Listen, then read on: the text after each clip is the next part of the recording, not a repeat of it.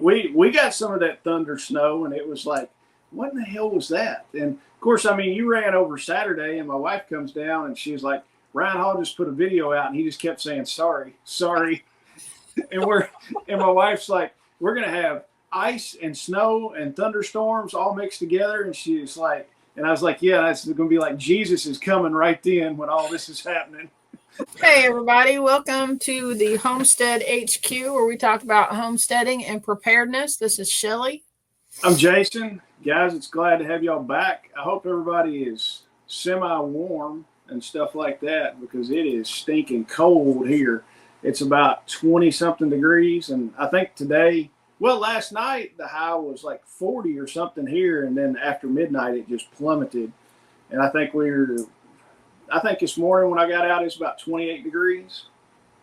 So this morning here, it was like in the 40s, the mid 40s. And then as the day went on, the temperature dropped. Yeah.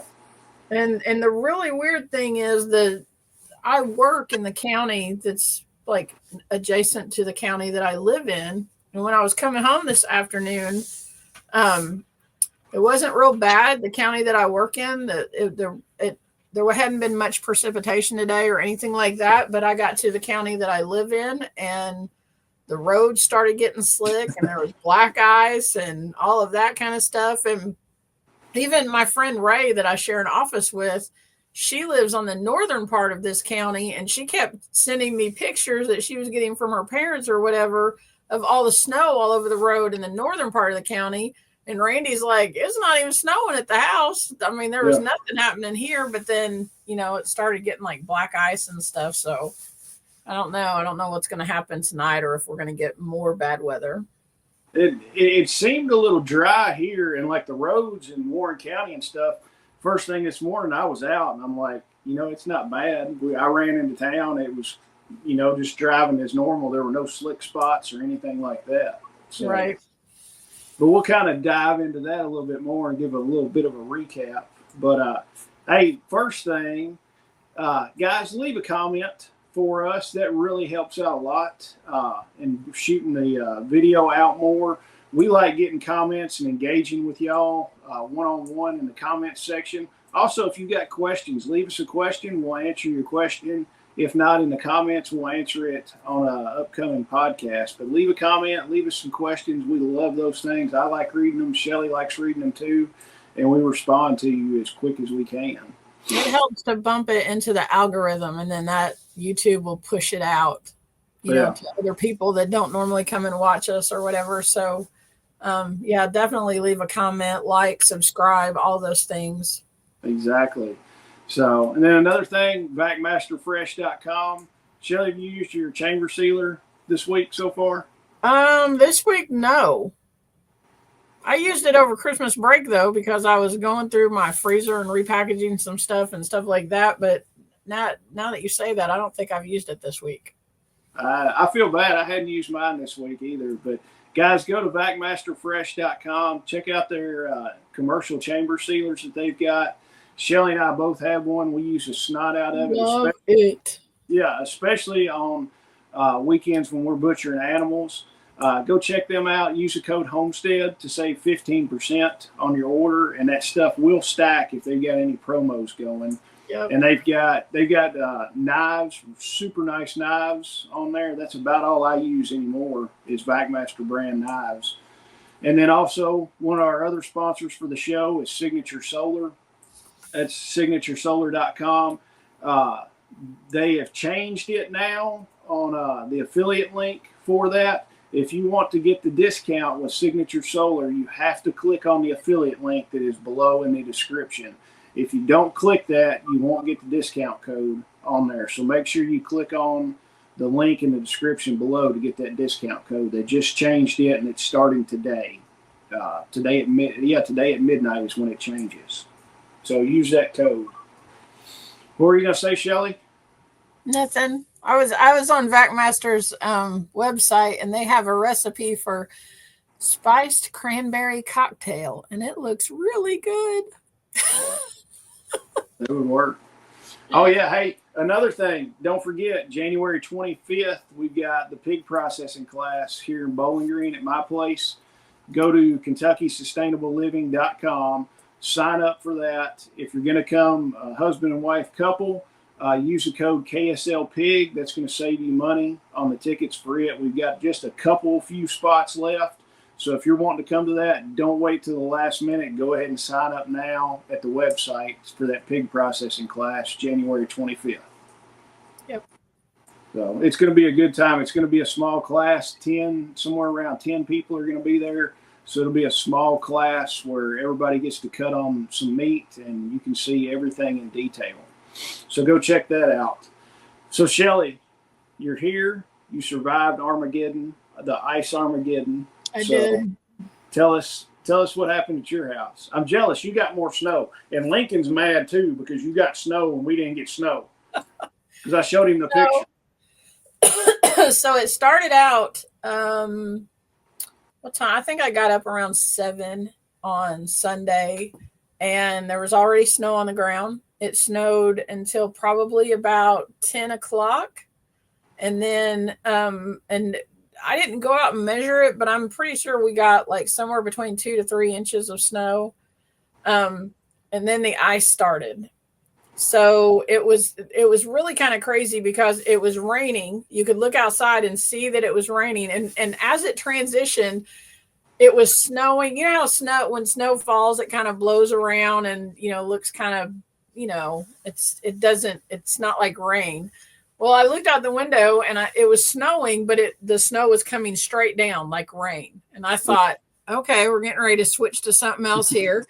And so then it started raining, but if you went outside and got like hit with the rain, it was rain, but as it hit the ground, it turned into ice. Yeah. It's the craziest thing. So that happened for most of the day on Sunday. So it was like sleeting, ice rain kind of thing happening. And then we started getting a lot of ice accumulation on the trees and stuff like that. And thankfully nothing. Well, Randy sent me a picture today out where our sheep are out, where we have that little sheep hut out there. There was a tree branch that broke off out there and landed on the fence, but it landed on the fence that we built, not the new fence that was installed. So that was okay. So that icy stuff happened and lasted most of the day. And the snow that was on the ground, it turned it to ice. Yeah. Like we didn't have as many inches of snow, I guess. And then the really interesting thing happened yesterday evening. We got thunder, snow, lightning, yes, drizzle, ice, rain, whatever, like all at once. And it freaking my dogs out because my dog Cooper absolutely hates thunder. And so he's up in my lap. It's thundering and lightning outside, and you can see the snow, drizzle, whatever that stuff was in that coming down. And we're just sitting there going, we don't know who we pissed off, but somebody, yeah. Something is not right here. Oh, yeah. But that lasted, actually, it didn't last really long. It lasted maybe 30 minutes. It was about that time that we started seeing posts on Facebook of people having power outages. And the whole time, I think Ryan Hall went live, I don't know, somewhere like around 11:30 Central Time or something like that. Yeah. And we just kept that on most of the day. I looked at Randy and I said, is this what old people do? Like we're just watching the weather report for the whole day. So we're certified old. But I mean, Ryan Hall's funny and, he just kind of cracks you up. But watching those tornadoes happen and all that stuff down in Alabama and everything, I mean, oh my gosh. And, it's like bad stuff everywhere. You got people with power outages in our area because of ice and down power lines and stuff like that. And today there's still some people that don't have power. And then the tornadoes happening down south and there was a couple really big ones that hit the ground. So I don't know. This is like, he was talking at one point, he goes, wouldn't it be nice to have just like a good old fashioned snowstorm and not have all this other craziness happen, oh yeah. thunder snow and whatever is, I don't know. It was just a weird storm. Oh yeah, we got some of that thunder snow, and it was like, what in the hell was that? And of course, I mean, you ran over Saturday, and my wife comes down, and she's like, Ryan Hall just put a video out, and he just kept saying sorry, and my wife's like, we're gonna have ice and snow and thunderstorms all mixed together, and she's like, and I was like, yeah, that's gonna be like Jesus is coming right then when all this is happening. And of course, we were all down in the basement doing some stuff and just laughing about it. And I'm like, this is going to be a fun day. It's messed up, man. Yeah. I mean, I did a quick video this morning of kind of what happened at our place and a little quick overview of it. But essentially, I woke up, we had ice and just like a little dusting of snow. It looked like somebody threw a packet of powdered sugar out in the front yard is about all it was. And of course, Lincoln was mad. He's like, I got my snow pants and everything and my tube and all this. And he's like, when are we going? When are we going? I was like, dude, we ain't getting no snow. And so he's pissed off all day because there's no snow coming. But when I woke up, we already had a good glaze of ice going on the trees and everything else. And I'm kind of looking and I'm like, yeah, it's freezing rain, because what would happen, and Ryan Hall explained it, you got in the upper atmosphere, it's snowing, and then it hits this warm pocket of air, so the snow melts, and then it comes through that warm pocket of air into the colder air underneath, but it doesn't have time to refreeze. But he said as soon as it hits the ground, it freezes, or hits an object and sets, it freezes. We had at least a quarter inch of ice or better here, and that's about what we had. Yeah. And we might have had more, I don't know, but I know all the trees were sagging, and we've got a ton of cedar trees here. So the cedar trees were sagging down and stuff like that. And then it kind of turned into this weird like rain kind of deal where I didn't know if it was really, like the sidewalk was wet and slushy and everything. And it really didn't get a hard freeze. But, I mean, we sat around all day. I was watching Ryan Hall, seeing what everything was happening to other people. I had Greg Skeens texted me, and he's like, we got about 6 inches. And I was like, man, I'm jealous. And then he said, then he sends me another thing. He was like, we got like 8 inches now. And then he texted me later, and he's like, now we're getting ice. I was like, sucks to be you kind of thing. So, but yeah, I mean, it did that. And I'm the type of person, I'm stir crazy. If I have to stay inside and I don't have a I bet you lost your mind. Oh, I was pacing. I was looking out the front door, and then I'd go look out the back door. And I'm like, as bad as I hate to say it, I was 100% prepared for this. And I'm like, I wish some shit would go wrong so I could just go out and do something. I'm like, I want some trees to fall, some power lines to mess up. I was like, I want to do something and have some fun with this at least. And so nothing really happened. And then right around, what was it, 4 o'clock, I was like, I wonder if the roads are bad, because I'm notorious. As soon as it snows, I get in my truck and just go drive around just because I'll find a parking lot. We didn't go anywhere yesterday. Oh, I will cut donuts in a parking lot like a 16-year-old kid and just have fun with it. But heck, we were, this has been 4 or 5 years ago when we had a good snow. We were going to go sledding at my parents' house. And this is when I had a Ford 1-ton truck. We were all in the truck driving down to my parents' house. And I looked over at my oldest son. I was like, you want to cut a donut out in the field? He goes, Granny's going to murder you. And I was like, it'll be fun. All 4 of us are in the truck. I pull off in the field. My wife looks at me. She's like, what are you doing? I just gassed it and started cutting donuts out in the field. The kids are hooping and hollering. My wife is like, I'm going to kill you when we get out. And then we pull up my parents' thing. My mom's like, what in the hell were you doing? I was like, I wanted to cut a donut. The grass will grow back. So, but yeah, so I mean, I went out. It was 4 o'clock, something like that. I was like, let's go check on my mother-in-law. So we rode up to her house. It was coming a good rain. I mean, I had the wipers on high, is how much rain we were getting. It was hovering at like 34 degrees. And I told my wife, I'm like, hey, if it would drop like 2 degrees, it would be nasty, nasty stuff. Yeah, you wouldn't be going anywhere. Yeah, I mean, at Bowling Green, if it would have dropped 2 degrees, Bowling Green would have been a solid inch of ice on everything. But we had to cut pulling out. And I will tell you, if somebody wants to keep a small little battery operated chainsaw. I wished I had it sitting here. It's in her car right now. It's got like it's a Milwaukee cordless chainsaw that's got like an 8-inch bar on it. Yeah, we got a small one like that. Oh, I threw that thing in the back of her SUV because we had to cut 5 or 6 limbs that were across the driveway that were hanging down. Like they were hanging down far enough they were gonna hit the grill. Is how low they were. So I grabbed it, cut those few limbs, and threw them out in the pasture and everything. But that little dude worked great. That's the only trouble we had. And then this morning I came out and we lost several cedar trees, which is not a huge deal. I probably needed to cut them anyway just to get some more grass to grow in certain spots. So we lost some cedar trees and some limbs and stuff like that, but nothing.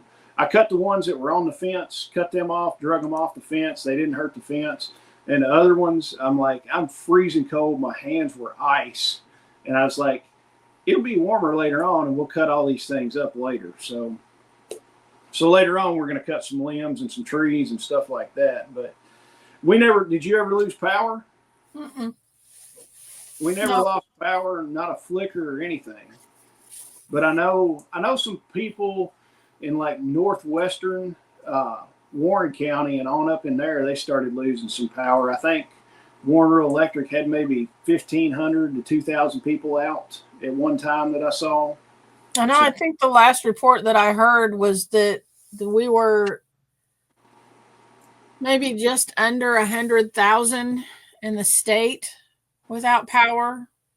That's not bad. Which, I mean, yesterday it was, there was one report that Ryan Hall did. It was 40-some thousand. And then when he came back and reported again, it was only like 33,000. So they had been out, getting power back on for people and that kind of thing. So that was good. I'm telling you, those guys, those linemen that do that job, that is not, I mean, I'm glad they pay them good money to do that because that is not a job that I would want to do. I mean, it's dangerous and everything. I mean, bless those guys because they really do a great job of keeping people, keeping the power on. Oh yeah, I wouldn't want to do it either. It's not in my top 100 jobs that I would want to do for sure. Me neither. Oh yeah, but hopefully, hey guys, leave a comment too. What did y'all see at your place? Tell us how you survived if you lost power. How prepared you were, kind of what snowfall you got, how much ice you got, what happened at your place. We'd be interested to know for sure. So, but that's kind of, we survived the massive blizzard and all that.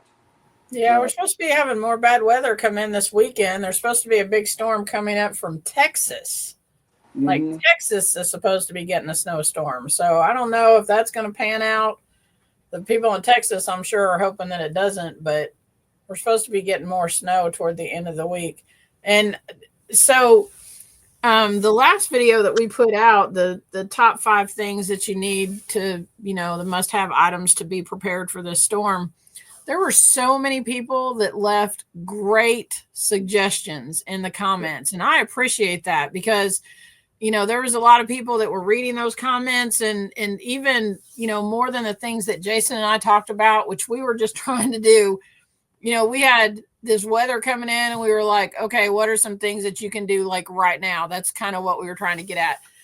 But there were some people that had some great ideas and some things that I hadn't even thought about that I'm just like, okay, I'm adding that to my list now and all that. So anytime that you have any kind of ideas like that to share with the community and everything, put them in there. I put them on the comments. Let people know because, Jason and I don't think about everything and you guys had some really great ideas. I appreciate you so much. Yeah. Oh yeah. So what kind of news do you have, Shelley? Other than it's January 6th, there was no insurrection. And the greatest thing is when Kamala Harris read out that she had to certify the election. I was laughing my butt off. Well, you just read my news, man. Besides that, you know what else happened today? What? Justin Trudeau resigned. Yes. Yes, so I saw that. Hopefully Canada can get their crap together now. Well, I saw something. It's like, and Trump is urging Canadians to come join the U.S. and be like the 51st state. Well, he was even like trolling Trudeau like a month ago, saying, calling him Governor Trudeau of the great state of Canada and stuff like Yeah. that. I'm like, oh my God. He's just like poking a stick at him, or it's just whatever. Oh It yeah. just cracked me up. I mean, I'd take Canada as the 51st state. There's nothing wrong with that. They'd have to stop. They'd have to stop speaking whatever that French Canadian thing. They'd have to all learn English and stop that. But I think they know English. They're just bilingual. But then Tim the Tool Man would be an American and not a Canadian. He might enjoy that. Yeah. Well, He he's doesn't half. have to have a passport to get into the country anymore. Yeah. Well, he's half American now since he owns land in Tennessee. So I don't think that's how that works, but okay. we'll say it is. It works. The lower half or the upper half, it just depends. I'm pretty sure you got to like go through some stuff to be American, and owning land is not one of the things you have to go through. All right. Well, all right. Shelly, topic of the night or topic of the day, whenever you're listening to this. What have you got? So our topic that we're going to talk about today is prepping versus sustainability. Because we kind of talk about both things, you know, we do homesteading and preparedness and all of that. And we're kind of wanting to be like the marriage of two worlds, I guess. So sometimes, Justin and I are kind of the opinion that it's a good idea to be prepared. We're also of the opinion that it's a good idea to be sustainable. True. And so, Jason, why don't you start out by just telling us what preparedness is? Yeah, kind of my definition of the preparedness part is preparing and have systems and supplies in for more short-term emergencies and disasters. Just like you got your generator ready for the snowstorm if we're going to have power outages. Mm-hmm. You've got food put back if there's going to be food shortages, stuff like that. Shorter term events, a week to a month to 3 months, something like that, is more short term stuff. And readiness for unforeseen events. A tornado. You've got your generator for a tornado if all the power lines are down, stuff like that. Your sustainability part is more of a long-term approach to things, really. So, Shelly, you want to talk about more of the sustainability part of it? So, with sustainability, we're looking at replenishing those preps. We're looking at preparing for the next generation that's going to come along and making.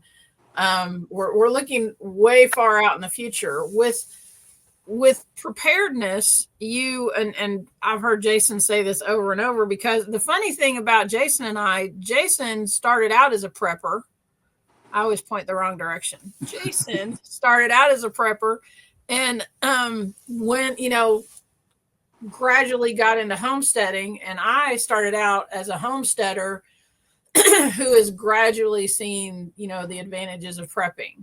I drug you to the dark side. Kinda. So the thing that Jason always says is that, like if in your preps as a prepper, if you have 365 days of food put away, and then you have to pop the seal on that bucket of food, now you have 364 days, and then you have 363 days, and you have a limited supply of food. Whereas in the homesteading world, or if you're looking at sustainability, you have your preps that are going to get you through that first season or that first year as you are growing your own food and raising your own animals and doing that sustainable lifestyle. There's, it's definitely a mindset thing. Some people may think that, having a year's supply of food, that will do them. But if you don't have the skills to grow a garden, if you don't have the sustainability skills, I guess, then what happens after that year? Yeah.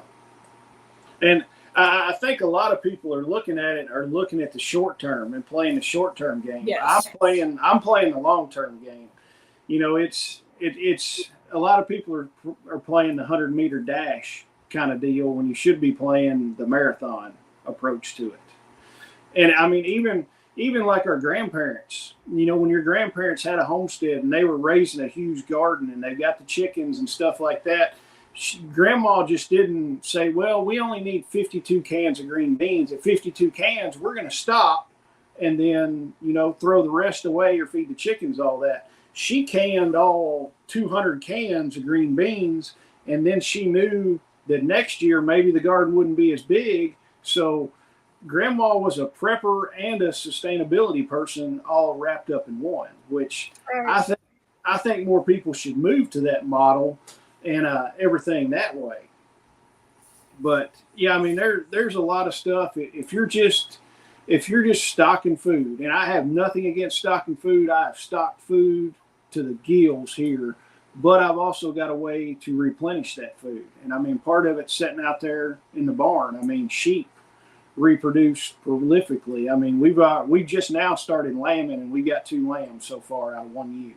So right there, that's next year's meat that's going to be coming in there. We've got rams that'll be ready pretty soon to put some more rams in the freezer, and that was from last year's stuff. So you kind of got to think about it too. That, and a lot of people have got these magic seed vault things, you know, that they're storing. They're like, oh, when it goes down, I'm just going to throw these magic Jack in the Beanstalk, you know, seeds in the ground, and I'm going to have just thousands of pounds of food. And it's like, you can't throw that stuff in the ground on January 6th and expect anything to grow. So if you don't have a backup plan to get you to growing season at planting season, you need stuff that'll get you through 2 to 3 seasons.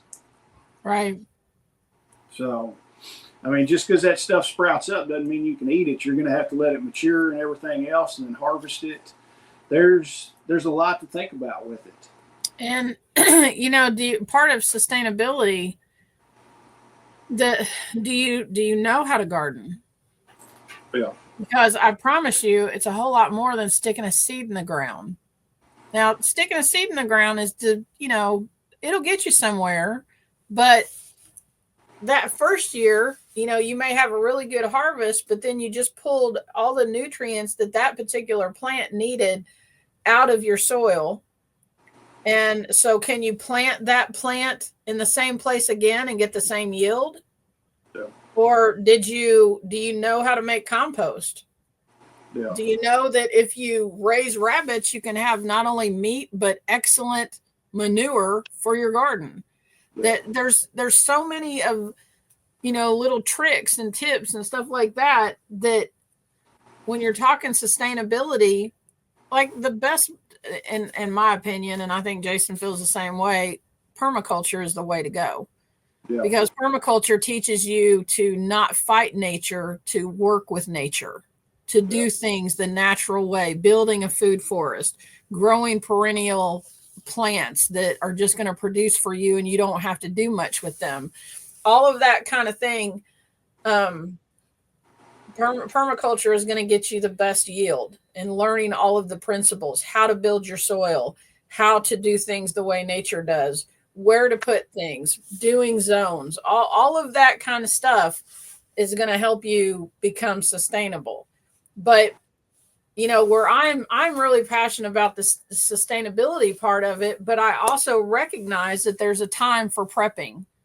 There needs to be, like in my car, there needs to be a bag in there that has several bottles of water and some food, you know, crackers, peanut butter crackers, whatever, especially right now. What if I slide off the road on my way home from work and I need to, you know, I don't have somebody coming right away or whatever, and I need to stay warm and I need to have water and all of those things. There's a time that prepping is the thing that you have to do. It's a good idea to have however many months of food that you can have. If you're at the very beginning stages of this and I say to you, you need a year's worth of food in your pantry, and people look at you like, what? You know, it takes time to build this stuff, but it's a good idea to have these things. And it's not just about the downfall of society or, you know, the winter blizzard coming. It could be that you lose your job. Yeah. You know, I mean, and if you don't have to buy food, if you've got, say, 3 months worth of food saved up and you don't have to have that expense, that takes a little bit of stress off of you. Exactly. You know, it's not, sustainability is important and prepping is important. Right. And both of them have their place. It doesn't have to be Jason's a prepper. I'm pointing the right way. Jason's a prepper and he's crazy. And when he takes that cap off, he's got a tinfoil hat that he puts on. It's not about that.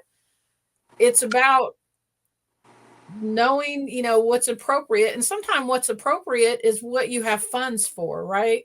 Exactly. Somebody made a comment on a video that I put out, and it was something about this is all great, you know, for people that can, I can't remember exactly what they said. It was something about this is all great for people that can afford to do that. And I remember a time that when our girls were little and Randy and I, we didn't have a pot to piss in or a window to throw it out of. I mean, we barely got by. Randy drove over the road. He would be gone for 2 weeks at a time. He'd work for a trucking company that didn't pay hardly anything. It was a local guy. And it was hard. But you still, you know, like maybe I wasn't prepping with, you know, having my meat out here that I butcher and all that kind of stuff. Maybe I was prepping having a few jars of peanut butter and some, you know, macaroni and cheese in the cabinet, but I made sure that my girls ate, that kind of thing. So do what you can with the resources you have. Yeah. I'm laughing when you were talking about your having some peanut butter and cracker in your truck. I laughed because the other day when I was up working at your house, I left and I was like, I want a snack. So I stopped at the little gas station and grabbed a drink, and I was like, some peanut butter and crackers sound good. So I went over there, grabbed a thing of peanut butter and crackers, paid for it, got out, got on the parkway, opened up my peanut butter and crackers and looked, and they were cheese and crackers. And I'm like, I hate cheese and crackers like with a passion. I was so mad. I was like, I can't believe. And then I was craving them. I was like, I'm not going to stop anywhere else. I was like, I'll just live without getting a snack. I was so pissed off. So, but yeah, and I mean, the comment that people put on there, you know, it must be nice to have all the money to do this. You don't have to build a year's food supply tomorrow. Start off small. If you super love tuna gravy, like some people love tuna gravy, I've not researched that yet. I'm going to. So, but I mean, if you like tuna fish, get a few extra cans of tuna every time you go. And then that slowly adds up. If you really like peanut butter and cracker, get an extra thing of peanut butter every time you go. And just build it up small, these baby steps. And eventually you look back on it and you're like, holy crap, I got 30 cans of tuna and 30 cans of peanut butter. It's like, hey, and now rotate through that stuff.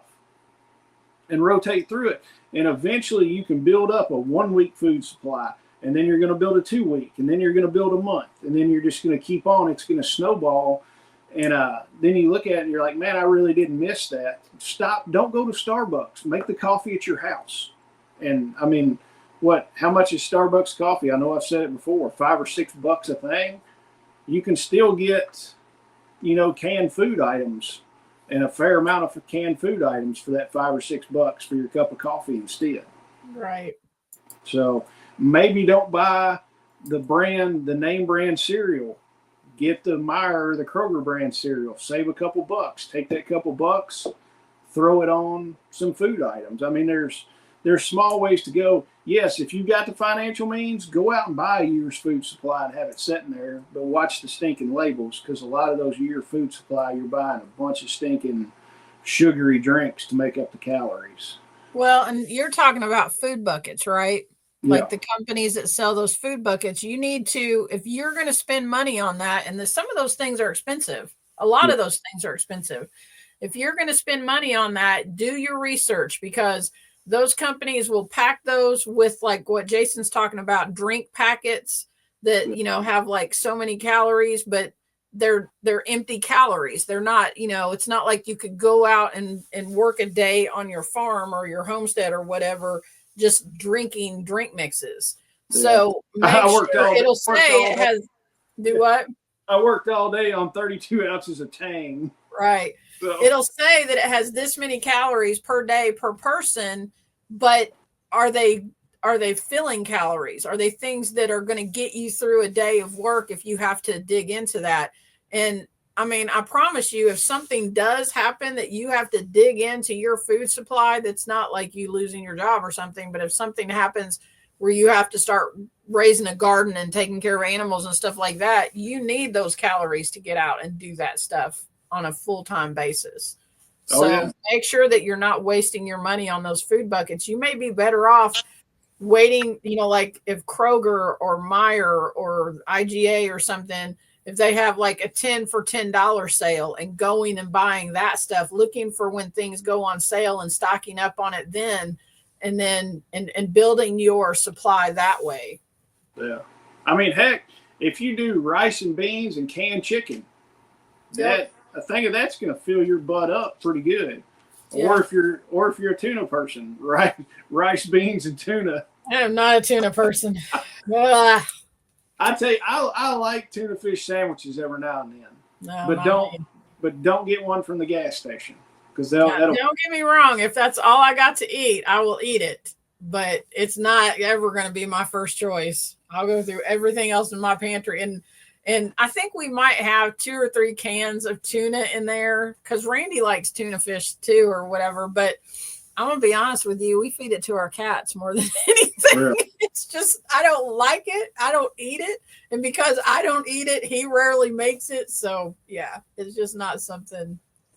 Oh, I'll tear up a good tuna fish sandwich on toasted bread. Mm-mm. Hey, I got a new, did I tell you about my new toaster I got? Oh, it's like, and then people are going to be like, hey, he's living the high life and everything, because we got money for a year food supply and all that. But our toaster that I've had for, 15 years, finally bit the dust. And so Lincoln and I, and this was right around Christmas, Lincoln and I were at Meijer, and he's like, Dad, do they sell toasters here? And I was like, yes, they sell toasters here. He goes, where are they at? We need to go get a new toaster. And I'm like, because he loves toast. Like, he loves toast and butter. Oh, I like toast and butter too. Yeah, but that's like his mainstay. Sometimes he's like, will you fix me a piece of toast with some butter? And I was like, you want anything else on it? Nope, just want toast and butter. And I was like, okay. You haven't shown him how to put brown sugar on it and make cinnamon toast, brown sugar and cinnamon? No, that was my favorite as a kid. He just wants toast and butter. And I'm like, okay. So we get over to the section, and he's like looking around. He's like grabbing, he like grabs the first one. I was like, dude, you hadn't even looked. And he looked, he's like, this one's got like a touch screen on it and everything. So I'm looking at it. This thing has got, it's got a thing if it's frozen, like a frozen waffle, or if it's just regular, or if it's a bagel. And then the screen lights up, and you touch how well done you want your toast. Like, it's over on the left, it's got real light toast, and at the end, it's got like super brown toast. And he was like, this is awesome, let's get it. So I'm like, okay, we'll buy your LED light up screen toaster. So does it message your phone when you're out of bread and stuff like that? No, it does not have fridges. Yeah, it does not have Wi-Fi hookup or anything, but we're living a high life with a touchscreen toaster now. I guess so. That's what you get when you get to be a YouTube star, is a touchscreen toaster. Whoop, whoop. So that's what we're buying with all our tons of money we're making off YouTube. So, but yeah, well, on a different note, we'll need to get back on the same subject. But yeah, I mean, the whole preparedness and sustainability run hand in hand. It's 2 concentric circles, and you really need to strive to be in the overlap of those concentric circles. Have a way to reproduce what you're stockpiling. And you don't necessarily have to have a way to reproduce rice and beans, because you're going to have a hell of a time growing rice in Kentucky. That's for sure. So, but the thing is, your food that you've stored can supplement what you're growing already. Yeah. If you've got thousands of pounds of rice and you want lamb and rice one night, hey, you can have lamb and rice one night, and you've supplemented what you've stored with stuff that you've actually grown.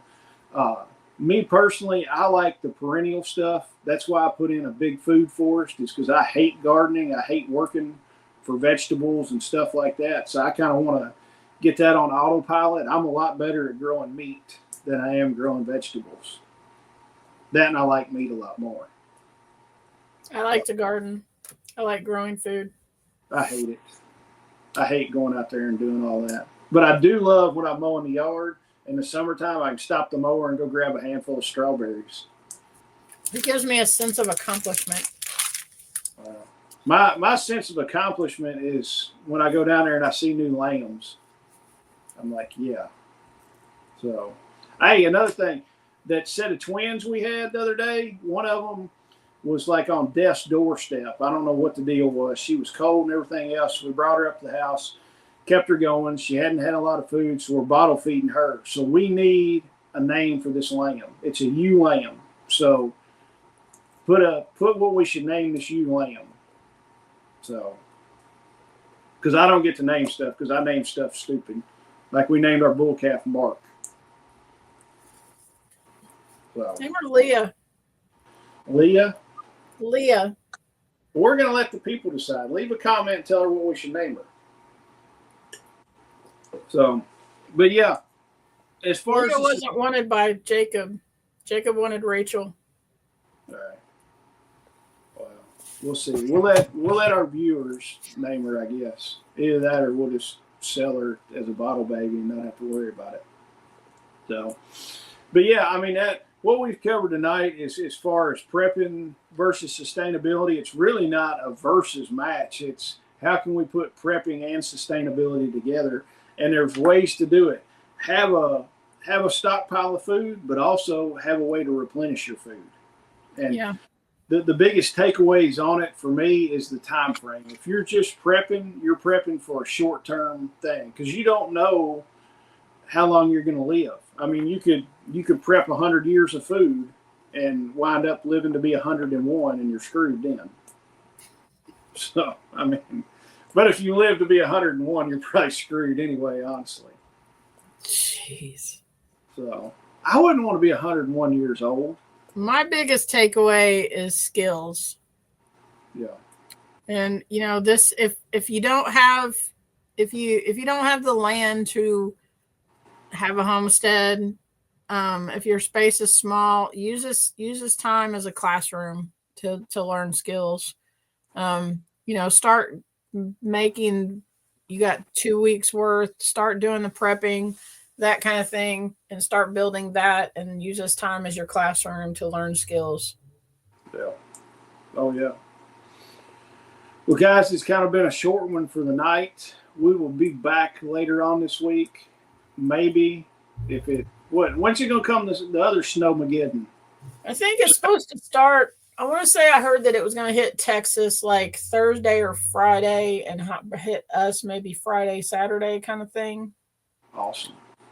But that was, I think we'll know more midweek about what's going to happen, as that forecast tightens up. But yeah, I don't know.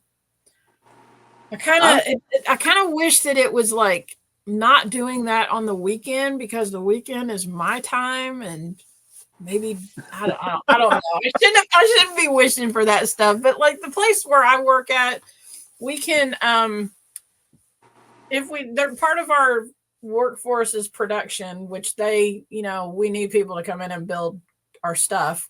And then part of our workforce is office staff. So if you have the ability, you can work from home. I prefer not to work from home. But this morning when I got up, which I brought my laptop and everything home on Friday, because we knew this stuff was coming in and we didn't know what was going to happen. But I got up this morning, and Randy got up about the same time I did, and he asked me if I was going to work, and I said, well, we got a one call saying that everything was open, that both production and office would be open. But it's, if you can't safely get to work, then you should stay home and work from home. Just let your boss know. And he said, I'll go out and start the truck for you. And I said, if it's frozen, I'm not going to work because everything was frozen yesterday. We had ice all over the place. And I thought, if there's an ice shell over my truck, I'm not driving to work. And he went out there and come back in, and I didn't hear the truck running. And I said, so is it frozen? He goes, no. He said, there's not any ice anywhere. He said, I turned the truck on. It's running. I was like, doggone it. My truck was totally iced up this morning. Mine wasn't. There wasn't ice anywhere. Wow. He went out and put some salt on the walkway because there were a couple slick places, but everything was pretty much melted off. Wow. See, I'm horrible, working. If I've got to do something at the house, I can't go up to the house and do it at the bar or the kitchen table. If I'm doing something on my laptop or iPad, I have to come down here and do it down here. If not, it'll be, I want to do this or I want to do that or I'm going to do something. So if I've got to work from the house, it's let me go down here to my spot. That's my office. I'm going to work down here. Leave me alone. Don't come down here and bother me. So yeah, it's easier if I have to work from home, I'm very easily distracted. I have to be very intentional about doing my job because especially if it's nice out. Oh my God.